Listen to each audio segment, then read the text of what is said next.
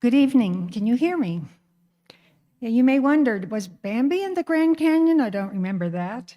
I did contact Dave, and I said, Dave, my father did do the movie and worked at Disney, and my talk is about Disney and the golden age of Disney. And Dave said, well, if you can throw in some rapids, you're on. So here I am.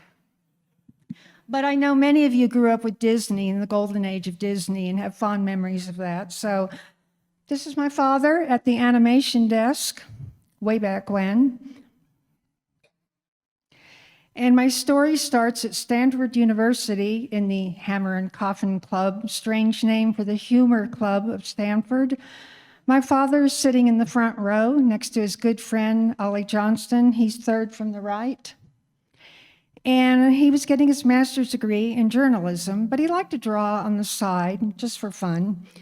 And you'll notice there are all men at Stanford, but there were a few women. A lovely young woman by the unusual name of Persis. She's there wearing a coat made by her mother, getting her master's degree in English.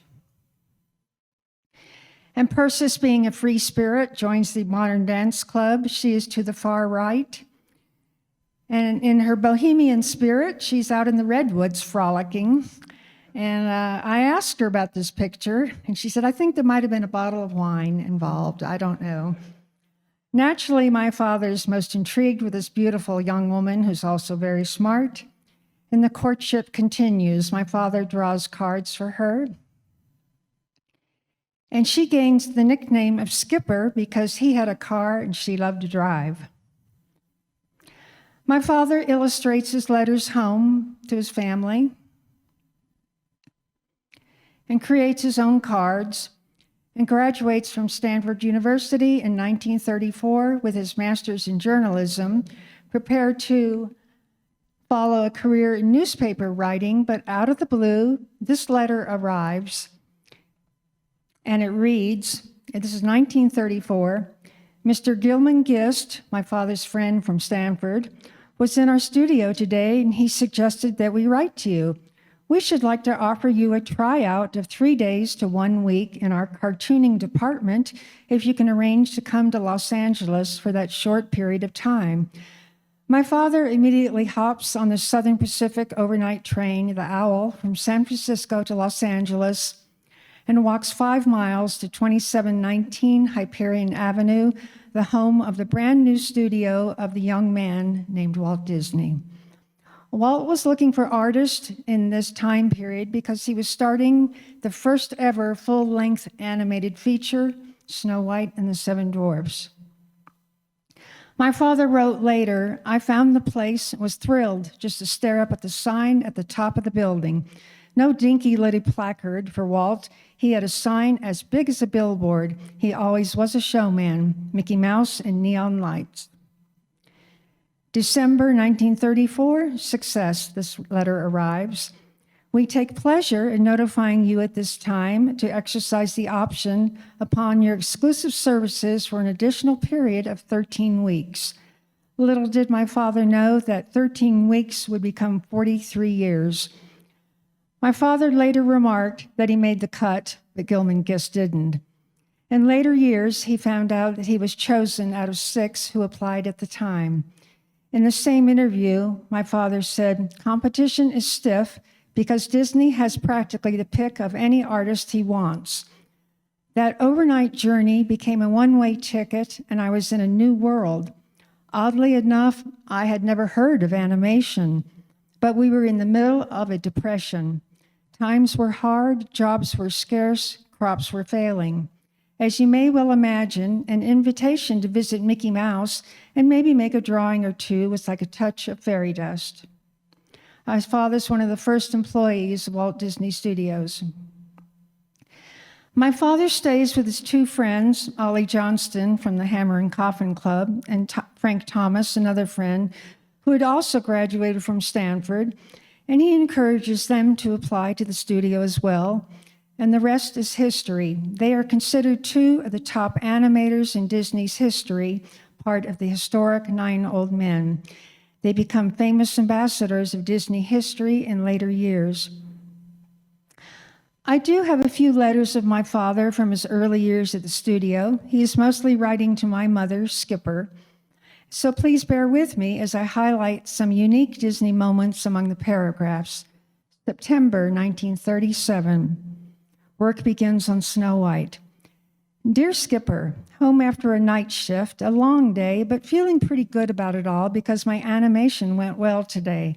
I am working on my last scene in the feature, a scene of rats scurrying down a dusty drain as the queen enters to prepare the poisoned apple. Good, creepy, atmospheric stuff. While the animators are working tirelessly on Snow White, they did take breaks to draw gag cartoons of themselves or each other. My father, with his florid English ancestry complexion and prominent profile, was a natural subject. This is an early version of Donald Duck, probably 1935. And that's the famous Blackwing pencil tucked behind his ear, the animator's tool of choice for Disney and Warner Brothers. Their motto, half the pressure, twice the speed. My father always kept a large jar of razor-sharpened Blackwings on his desk, as did Walt. Excuse me. This is one of my favorites. This is an Algar compass for Mickey heads. This is Alcatraz Island, Algar Pluto, Algar Duck, and North Algarica. My father wrote, yesterday I wrote the studio a check for $11 for 2 tickets to the Snow White premiere. Don't get your hopes up too high, though, for I really don't expect to get the tickets. The dope is this. The premiere is strictly a prestige thing, and an attempt will be made to get every big name in Hollywood there. Walt is not encouraging the studio personnel to be there. In fact, after all the passes and tickets have been handed out, there probably won't be any room for us small fry. The studio is taking our money with no promise at all to provide tickets. If there are some left over, we may have them. But they did attend the premiere that night at the Carthay Theater. And Snow White opens, and my father wrote, the audience was with the thing for every foot of film. They responded at every spot where a laugh was built toward, and even were amused by things we hadn't especially designed for laughs. After Snow White has been badly frightened by imagined terrors in her flight into the woods and falls down sobbing, the animals, a wave of relief and sympathetic chuckles greeted the bunnies who find her. My scene. My father animates most of the animals in Snow White.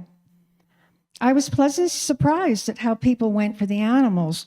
Their appearance on the screen evoked an immediate, genuine response. The dwarves are funnier, but their success depends on consciously built-in humor, whereas the animals have only to appear, a good sign for Bambi.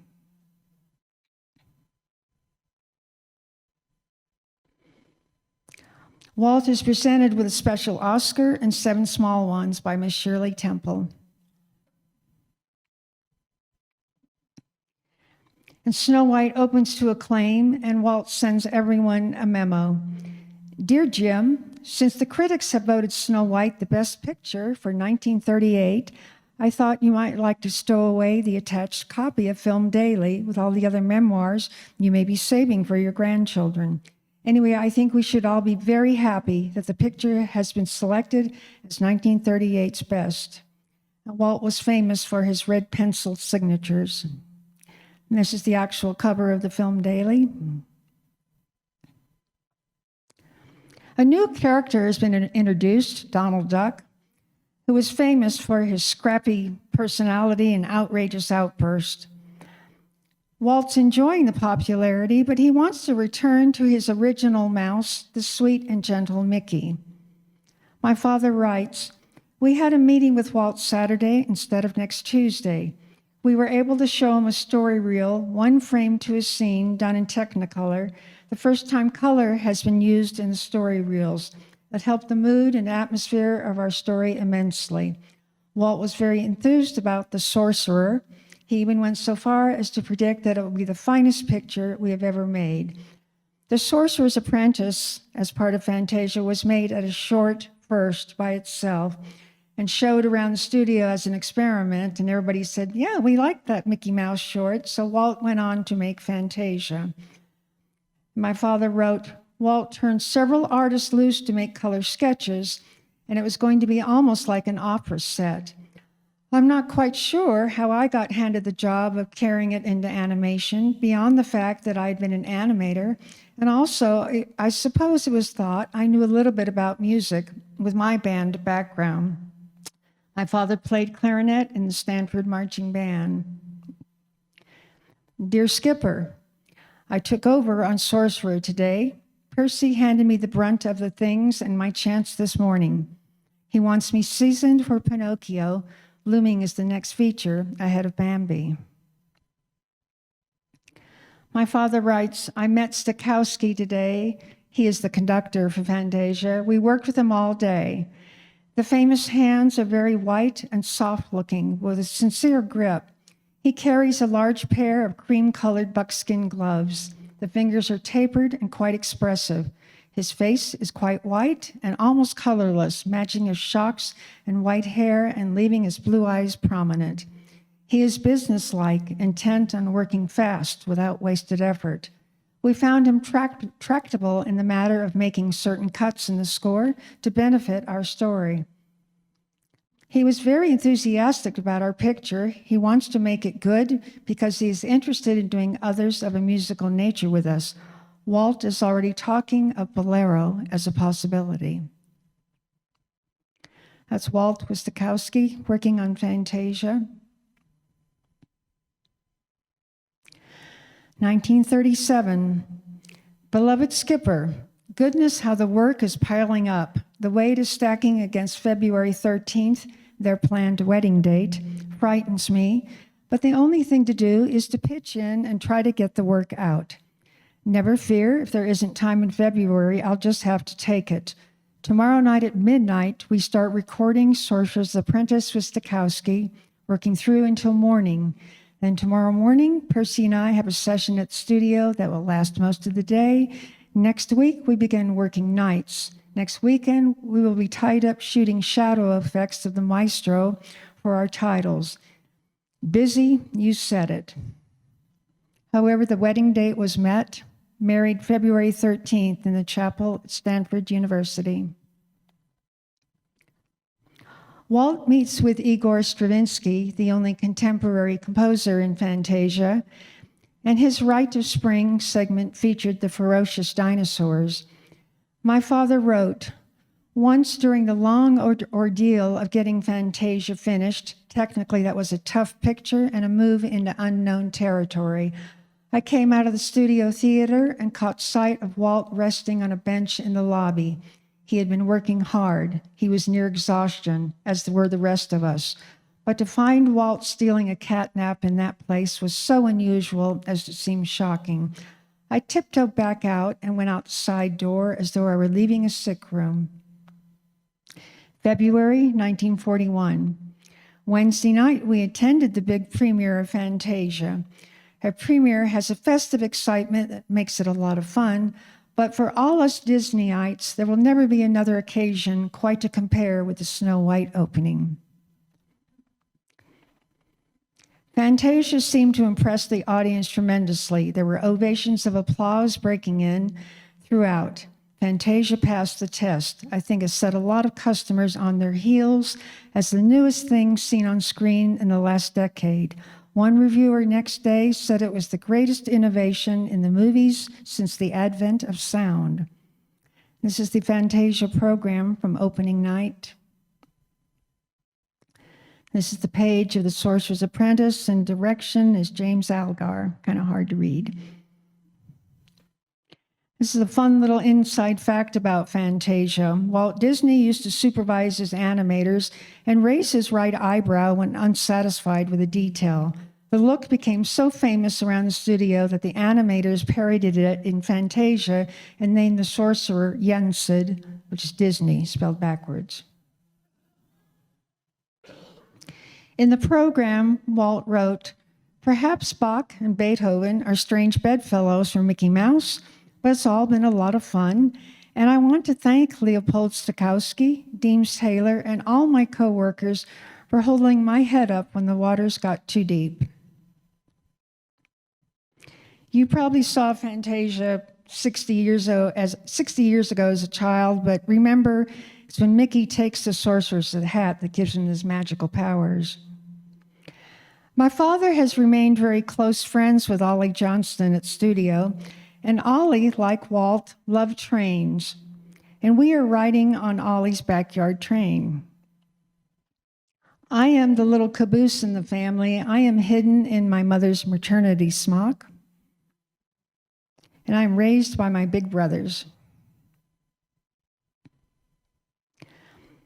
Work begins on Bambi. My father was a director for the first half of Bambi.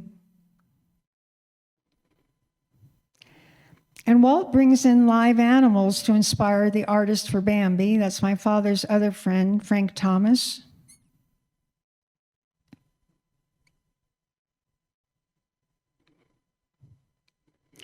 And Walt recognizes the potential of filming animals in their natural element for entertainment and education, and hires his good friends, Al and Alma Malott, who are already up in Alaska.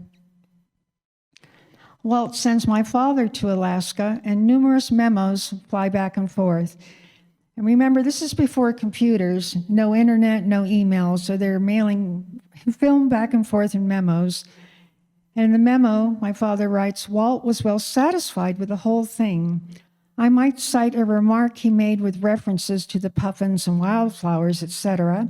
He observed that they have little to do technically with the story of the seals, yet they are wonderfully interesting to look at, and they round out an audience's impression of that island." Back to the true life adventures, the Malotts were an amazing team, spending years in snowfields, swamps, and deserts, relying purely on instinct and endless patience, and a dedication to Walt's vision of capturing the natural world. My father wrote, right from the start, Walt himself made two very important and basic decisions. One, we would never send a script into the field, and two, we would leave out all references to humans. Stick with the animals, Walt always said. Walt, by instinct, was a storyteller, not a documentarian. He hated the word documentary. He connected it with dullness. He would never use it. Just as he wanted emotion in his cartoons, he wanted drama in his nature films. So a cameraman was sent into the field to find the story, not to invent it.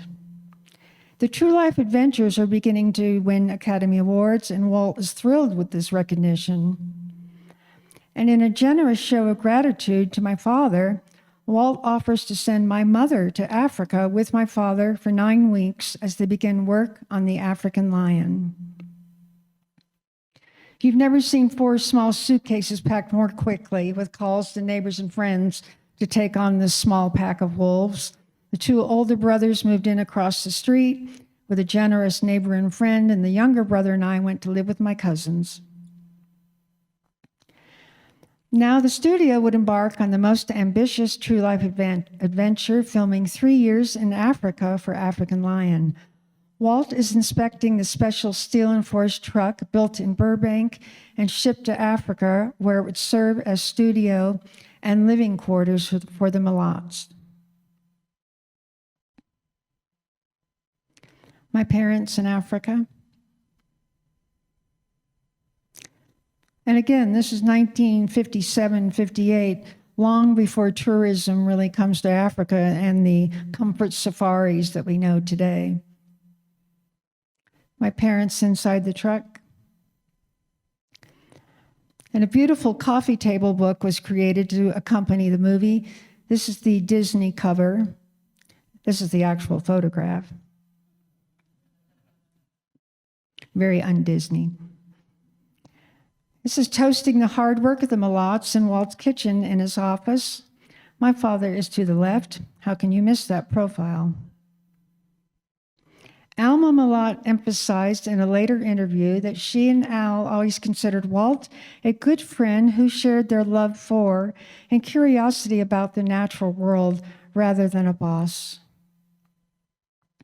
The true life adventures are now in full swing, and my summers are spent on road trips throughout the Wild West, catching up with my father on location shoots. To this day, I travel with one suitcase only.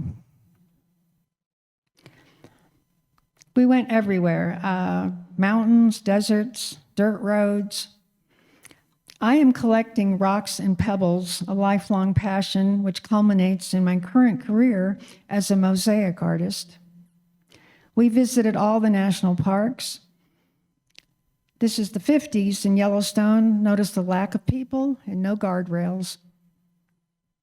Dad flies in to meet us. And yes, we did go to the Grand Canyon, and my idiot younger brother has managed to worm his way outside of the fence. I think my other brother's taking the picture in case you're wondering where our parents were. We spent a summer in Wyoming in the Bighorn Mountains filming Vanishing Prairie, one of my father's favorites. And there's always time for an art break. Father goes full true life adventure director on us. Here, kids, wait in the car. I've got this.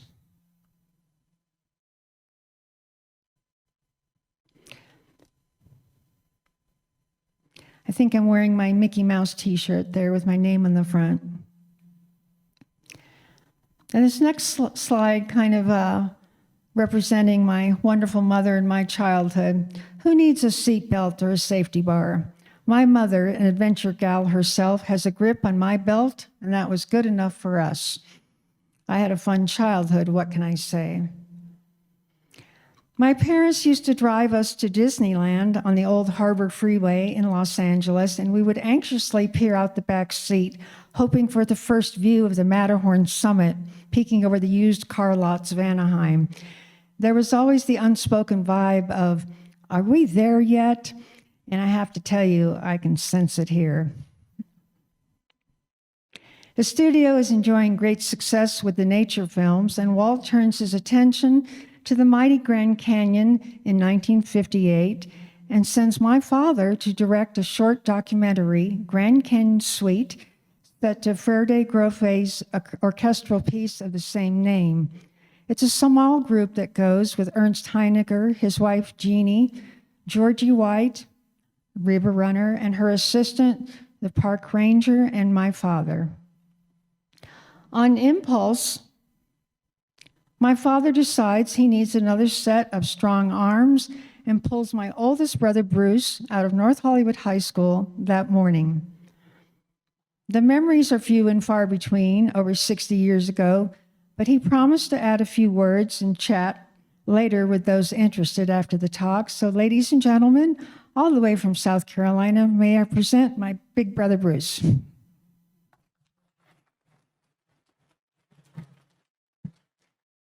You may change your mind. Okay. This is myself on the left in the blue cowboy hat that I bought at the Grand Canyon Lodge the night before.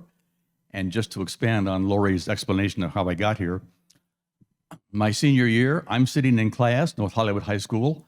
Messenger comes in, whispers to the teacher. Teacher looks at me. Bruce, please go to the principal's office. Dum, dum, dum, dum. Now what? Mother has called and said, we're coming to pick you up. You need to come home and pack. Father's taking you to the Grand Canyon tonight. So that night we got there, the blue hat comes out of the gift shop. The only thing I remember about the Grand Canyon Lodge that we stayed in was the glamorous, beautiful, sophisticated college girls who worked in the dining room. I was 17, so, you know. Okay, thank you. So, eat your heart out. That's taken in the Grand Canyon. You can see behind there the black rubber pontoon rafts that were lashed together in life jackets. And let me explain how this raft was put together, because it does have a bearing on Ernest taking pictures. There were 3 pontoon rafts lashed side by side, but the middle one was a head, and then the 2 side ones for their back. So in the back, that made kind of a well for where the outboard motor was. And obviously you can't nail things or attach things very well to these pontoons. So they would take 2x4s, strap them down between the 2 back rafts, and then bolt the outboard motor to that. Same technique for the camera up front. They lashed down a couple of 4x4s pointing forward.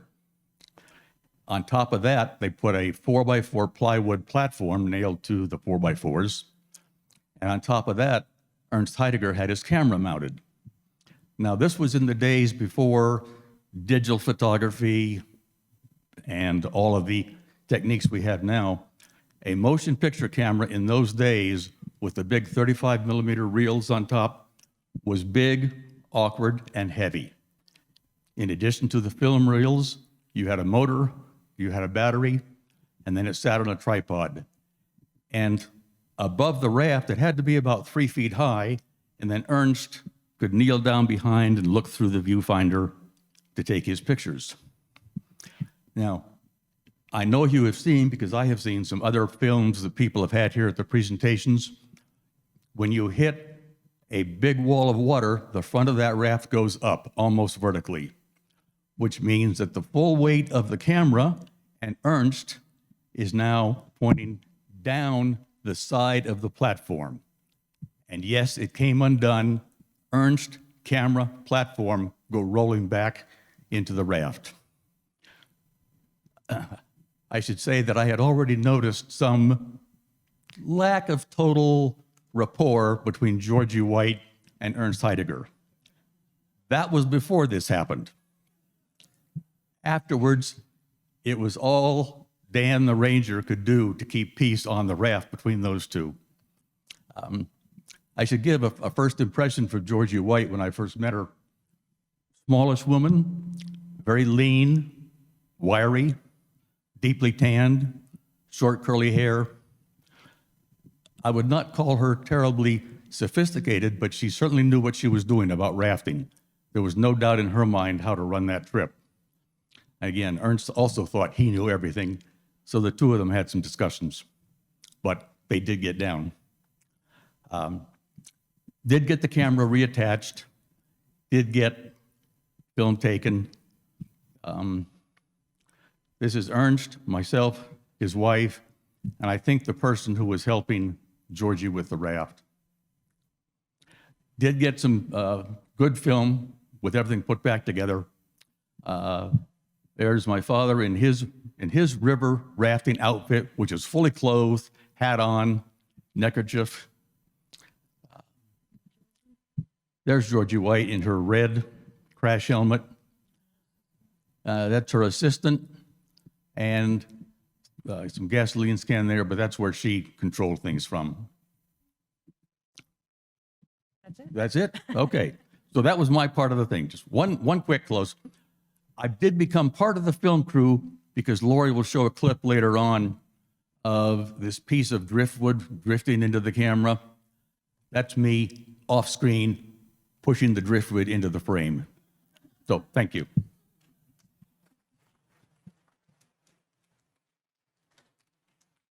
Big brothers are the best. So this was the Grand Canyon Suite, which is an orchestral piece. It's a beautiful little film, very unknown kind of. You can find it on YouTube, but let's watch a little bit of it.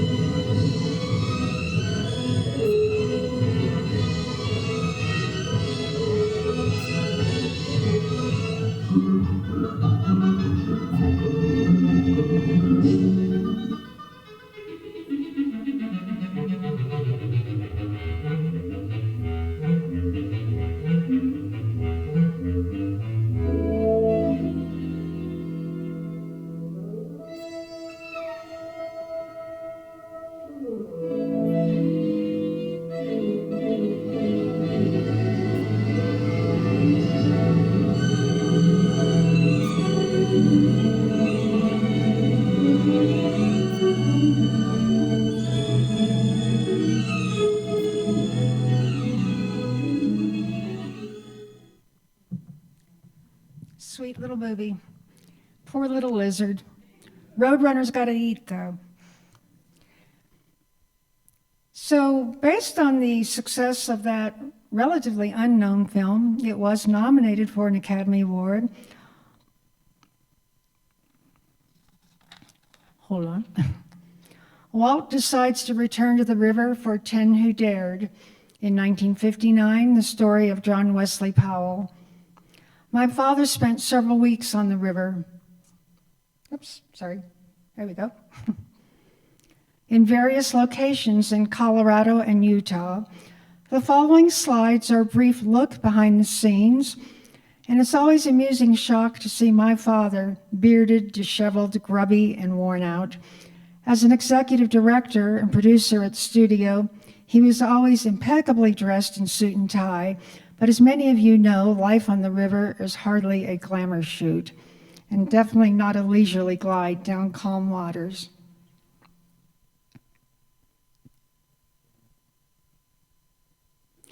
And as Bruce was saying, these are not small cameras, these are big, heavy cameras on wooden tripods.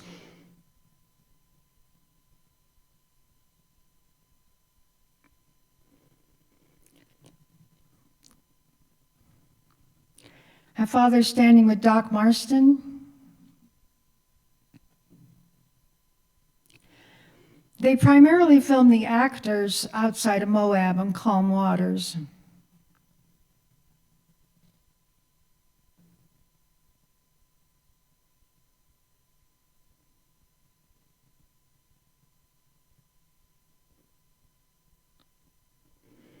I love this slide. So tell us, Jim, about the life of glamour on the river. And there were no Tevas or Keens shoes back then. Those are some Converse Chuck Taylors. They were filming near Arches National Monument in Utah, not a national park yet. Getting the Emma Dean into the water. You can see part of it in the background. I love that Doc Marston is hat and swim trunks, and that's it. My father's fully covered up. With his fair pink skin, he was also worried about sunburn. Going over the script, working the cameras.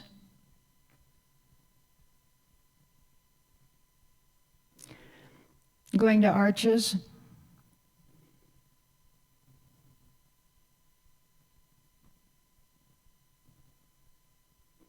Putting in at Lee's Ferry, circa 1959.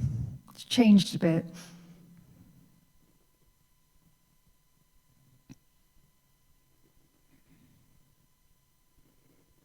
I think this is back near Moab. It's fun to watch this movie now and see all the changes of the river, and there's the all-important chow line. And there's the Emma Dean with Powell's chair.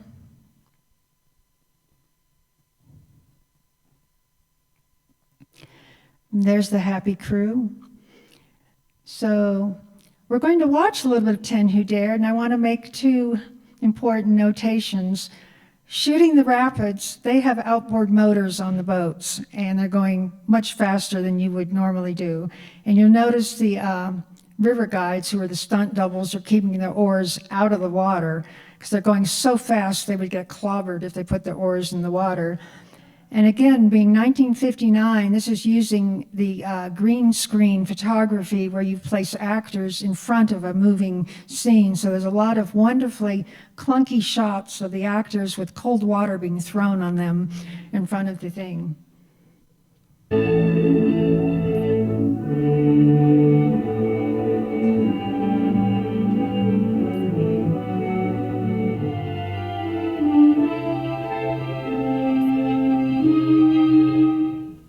By the year 1869, the map of the United States was nearly complete. Trappers, explorers, and government survey parties had scouted practically every corner of the continent. Yet, even as late as '69, there remained one major area that was unknown and uncharted. This was the territory through which the Colorado River made its way. 1,000 miles of trackless wasteland. Here was mystery, beckoning the adventurous, calling to the bold in spirit. The man who answered the challenge was John Wesley Powell, scientist, one-time school teacher, and former officer in the Union Army. Major Powell was determined to risk the rapids that were said to lie in wait in these deep gorges, and he found 9 other hardy souls willing to run them with him. And so our story is a tale of 10 men, 10 who dared the unknown. It's an authentic account taken from the Major's own records. Ready, man?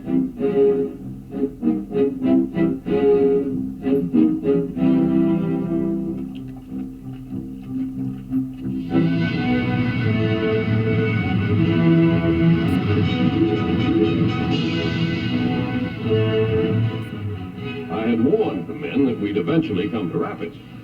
And at the first fast water, I was pleased to see them share my own excitement.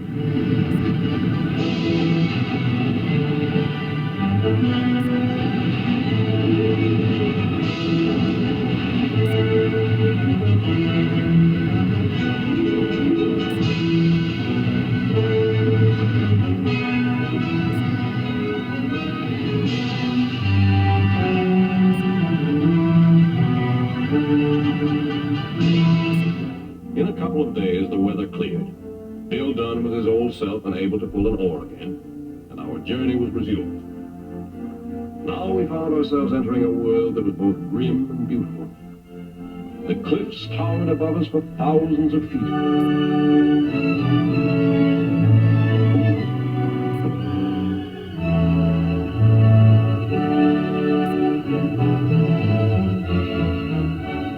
At one point, we passed a wall of crystallized lava, striking evidence that rivers of molten rock had once poured into this gorge.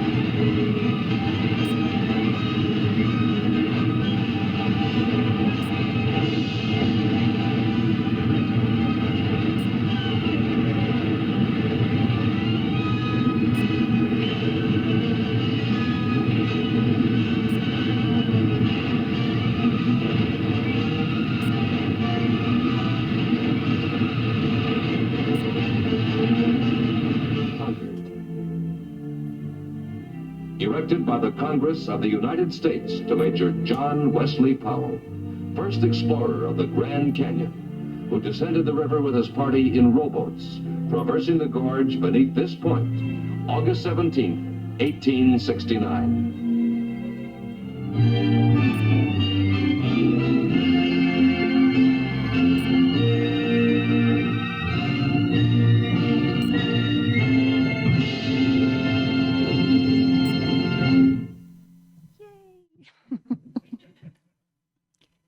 There is a replica of the Emma Dean in Page, Arizona, of the Disney boat.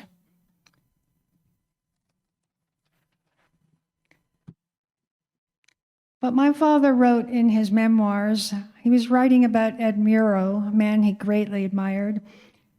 He said, he kept all his life a small slab of redwood with his name or initials carved upon it and a date from his youth.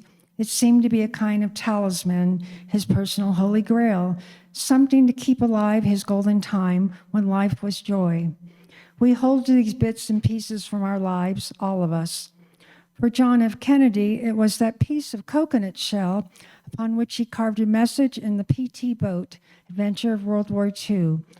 All men have seen a glimpse of Camelot. For me,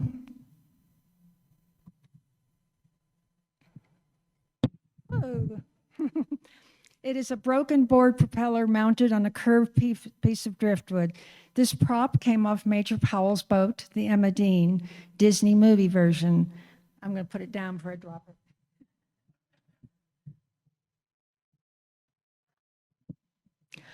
I picked it up when it had been cast aside on a sandbar in the bottom of the Grand Canyon. A spare propeller was being put in its place. Somebody was about to chuck it into the river to sink out of sight forever. I decided to keep it and retrieve it as my souvenir of the boat trip through the Grand Canyon.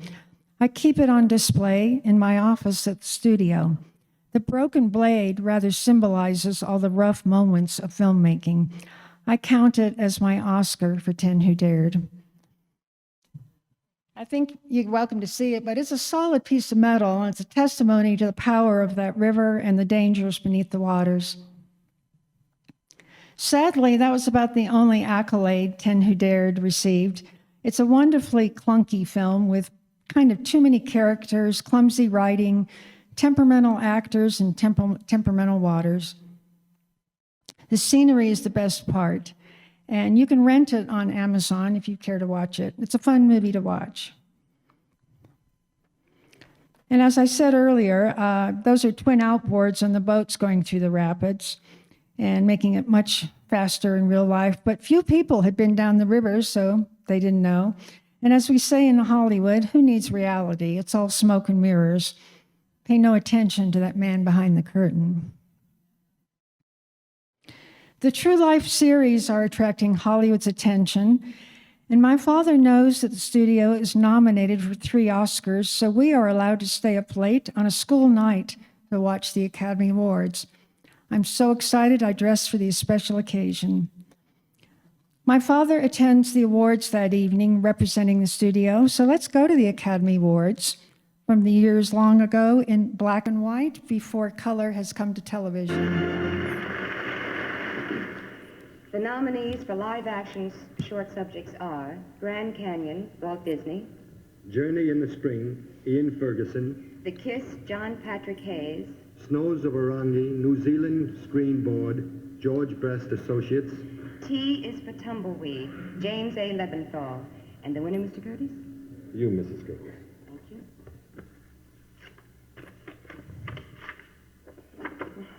Grand Canyon, Walt Disney.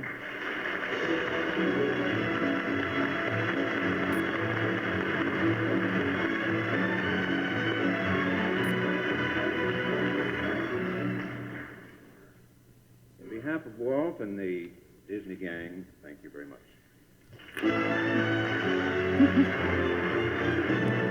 But there's more. Same night. The next awards category is for documentary pictures. Perhaps we should introduce the presenters in documentary style. So, they're married. He's Robert Wagner. She's Natalie Wood.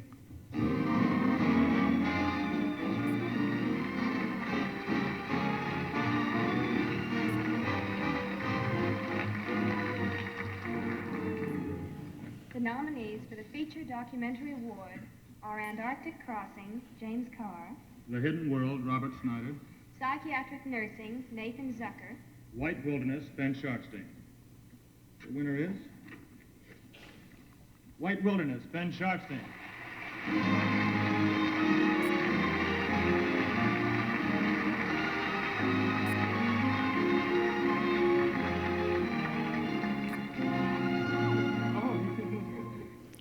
My father has to wrestle the award from Natalie. Oh, you have one. Tonight I have 2 pockets for Walt. Thank you again. But there's more. The nominees for the Short Subject Documentary Award are Amma Girls, Ben Sharpstein; Employees Only, Kenneth G. Brown; Journey into Spring, Ian Ferguson; The Living Stone, Tom Daly. Overture, Thorold Dickinson. And the winner is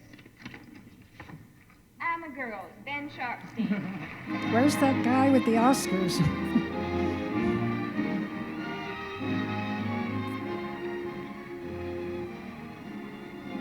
Once again, accepting for Mr. Ben Sharpstein, Mr. James Algar.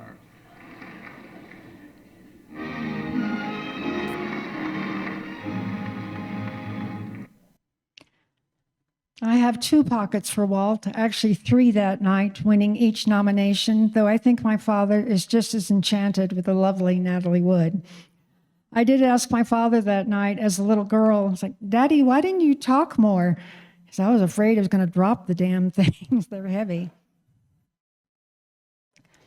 My younger brother and I weighed the Oscar because I was going to take it to show and tell the next morning at school. I had a shoebox lined with Kleenex, and the Oscar fit perfectly in that shoebox. I had a black crayon. I wrote Oscar on the lid, and I was ready to go. However, my father did say they belonged to Walt, and they were taken to the studio the next morning. However, my desire for show and tell did come to fruition from our mantle to the Walt Disney Family Museum in San Francisco. I visited the Disney archives at the studio a few years ago and was told they had an actual Oscar, and would I like to see and hold it? Well, sure. In fact, I'd love to take it home because lo and behold, it was awarded for White Wilderness, the same Oscar my father picked up 60 years ago in the video you just saw. Sadly, they did not see the irony, although Walt seemed fine with the idea. We're going to take a small side trip that you will enjoy. It's now 1961, and my father has received a handwritten note from a high school kid scribbled on notebook paper, asking if he could visit the studio to take a tour while coming to Disneyland with his mother. Notes have gone back and forth. Now, the studio was never open for tours. You could not take the tram to Davy Crockett Street or Mary Poppins Street. It was a working studio. And my father could have easily ignored the note or turned it over to the public relations for the standard Walt autograph card. But he recognized the kid's family from his hometown, Modesto, and took the time to write back. Dear George, I have arranged for you and your friend to take a tour to the studio. If you will come to the main gate a few minutes ahead of time, the tour guide will meet you there, and after the tour, I shall hope to have a chance to chat with you. Sadly, they did not meet, but young George, being raised right, took the time to write my father a thank you note. Dear Mr. Algar, thank you for letting us go through the studio. And yes, that is young George Lucas of Star Wars fame. Years later, my brother John discovered that Dad had kept these notes, and we sent copies to Lucasfilms, and we received this reply. Thank you very much for sending the letters you found in your father's papers. It takes me back to a long time ago in a galaxy far, far away. Your father was my first introduction to the film business and therefore played an important role in my career choice. I will always remember him fondly. Again, I appreciate your kindness. So for all the Star Wars fans out there, on behalf of my father, you're very welcome. In the 1970s, my father had kept track of young George Lucas and wrote this: Star Wars, what a personal triumph for young George Lucas. I haven't been as thrilled by a movie since I don't know when. At one point, there were tears in my eyes and a lump in my throat at the sheer brilliance of the thing. It made one proud of the medium. If there is to be a new Walt Disney, this young man is it. He is 33, just about the age Walt was when he brought out Snow White. Lucas calls it a film Walt Disney might have made, a gracious remark. Coming full circle, Disney buys Lucasfilms in 2012. Walt was always fascinated with new technology and loved to contribute exhibits to the world's fairs. Perhaps one of the more stressful endeavors of my father's long career, creating great moments with Mr. Lincoln for the 1964 World's Fair in New York for the state of Illinois. My father would often come home after long days of work and down 2 cocktails instead of the usual single scotch and water. and bow his head with tales of Lincoln's erratic head spinning, blinking eyes, swooping hands, stuttering speech, and crushing the chair when he sat down. And again, keep in mind, this is before computers. This is all hydraulics and prayers and paper clips, I think. I can only imagine this conversation. But we attended the World's Fair when Lincoln was finally functioning. The movies continue into the 1960s, Incredible Journey, one of my father's favorites. At the urging of the cast and crew, we acquired a Siamese cat as a pet whom my father loved. And she loved him back with kittens.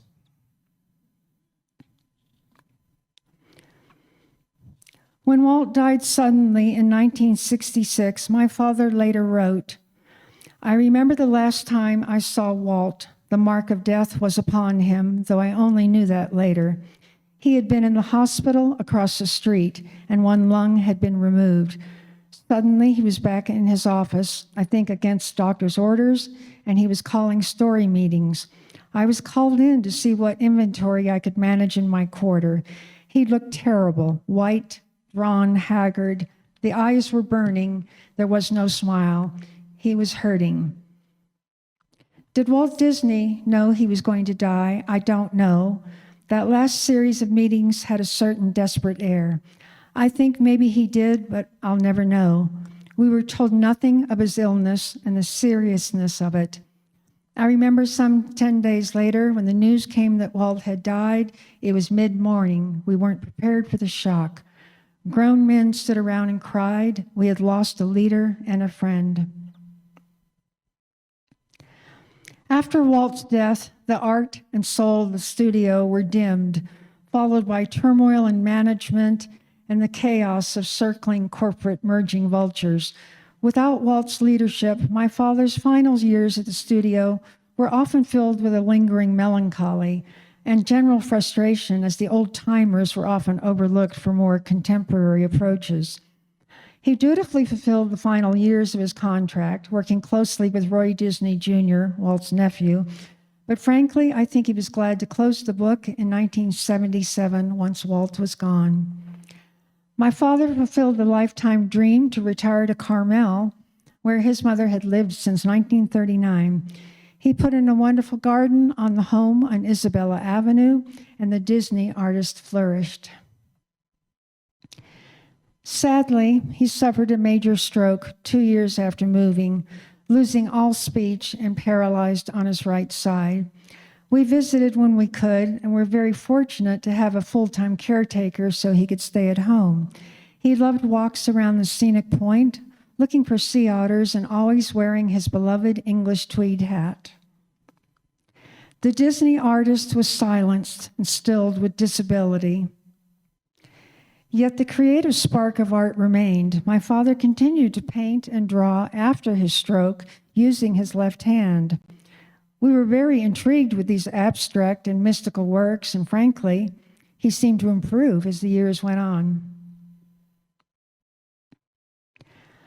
My husband and I were married on my parents' anniversary, February 13th, on the rocks at the scenic point where my father and mother's ashes were scattered to the wind and waves in Carmel.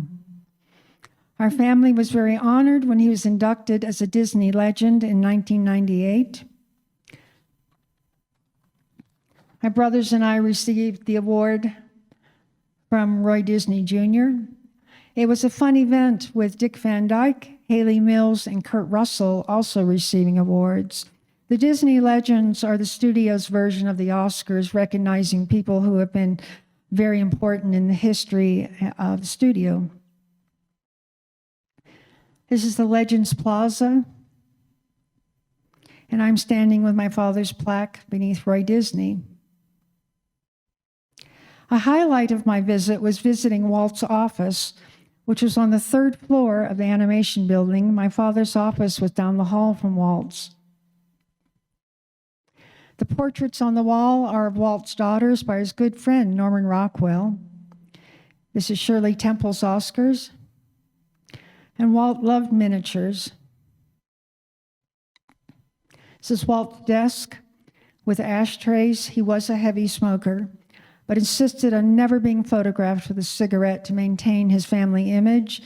And that's a jar of sharpened blackwing pencils in front. He kept a model of his jet, which I flew on. I also was honored to give this talk at Lucasfilms with our connection to George, part of a speaker series that's Quentin Tarantino and Tom Hanks and Steven Spielberg, etc. About as close as I got to my picture on the wall. And as you might imagine, a visit to Lucasfilms is a joyous occasion to a galaxy far, far away.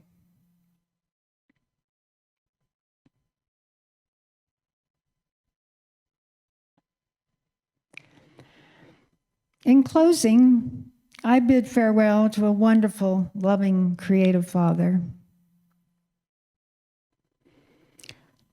who always inspired me to explore new paths, seek adventure, love animals. I am a professional pet sitter across the United States and Europe. Create my own mosaic art, and take many photos along the journey. I am personally grateful to Walt Disney for his joyful creativity and an abiding inspiration for my father to create Disney magic in film, television, World's Fairs, and the parks for 43 years. I think he's showing Walt the Colorado River. And finally, to my father, I'm so fortunate to have lived a life shaped by your extraordinary years with Walt. Thank you, Dad, for showing me all the ways to live a true life. My father's gone, but I have the memories, the photos, the letters, but most importantly, I will always have the magic. Yes, I took the hat. In closing, I'm going to let someone else introduce a very brief recap of my father's 43-year career with Walt Disney Studios. You know, if there's one question everyone seems to ask about our true life adventures, it's how do we manage to pry into the private lives of the animals, get the secrets of nature on film. So let's move over to the True Life Adventure Unit and meet James Algar, writer-director of the series. How did this man get from drawing pigs to writing a presidential speech to directing 9 Academy Award-winning films? James Algar led the development of many new projects in one of the most diverse careers at Disney. But here, let's take a look at some film on the moviola, and I'll show you what I mean. Jim joined Disney in 1934 when he passed a standard animation test, redrawing a Three Little Pigs scene. His first assignment was on the very first animated feature film Snow White and the Seven Dwarfs. This recently discovered pencil test shows some of Jim's earliest work. Soon he was directing a major Mickey Mouse project, and Jim established himself as a top-notch animation director. Hello, you fellas! Much later, he helped develop the landmark show Great Moments with Mr. Lincoln. It featured the first life-size, fully animated figure of a human. And Jim went into all of Lincoln's writings and so on and sort of made a pastiche of all of them that became that speech. If destruction be our lot, it must spring from amongst us. It cannot come from abroad. But Jim's most recognized body of work began taking form earlier during World War II. Through training films like this one, Jim demonstrated how to inform as well as entertain. So Walt had him direct a special half-hour subject that became an innovative approach to documentary filmmaking. A story strange as fantasy, yet a story straight from the realm of fact. For this is a true life adventure. Thus began an entire series of highly acclaimed true life adventures, most of them directed and written by James Algar. Never before in the history of motion pictures has a series been so internationally honored or so enjoyed. Remember the drama of Seal Island, the enchantment of Beaver Valley, the strange fascination of nature's half-acre, the spectacular wonders of water birds, the excitement of the Olympic elk. Audiences were fascinated by close-up views of things they'd never seen before. Guided by Jim's background in animation storytelling, the films blend real-life drama with personality and humor. The series won more than 30 awards and made a lasting impact in the field of nature. Jim continued to produce mostly fictional animal films until his retirement in 1977. Even these films carry with them the respect Jim had for the natural wonders of our world. And in her vast wilderness laboratory, nature will go on creating her fascinating mysteries for as long as time shall last, and for as long as man shall leave her work untouched.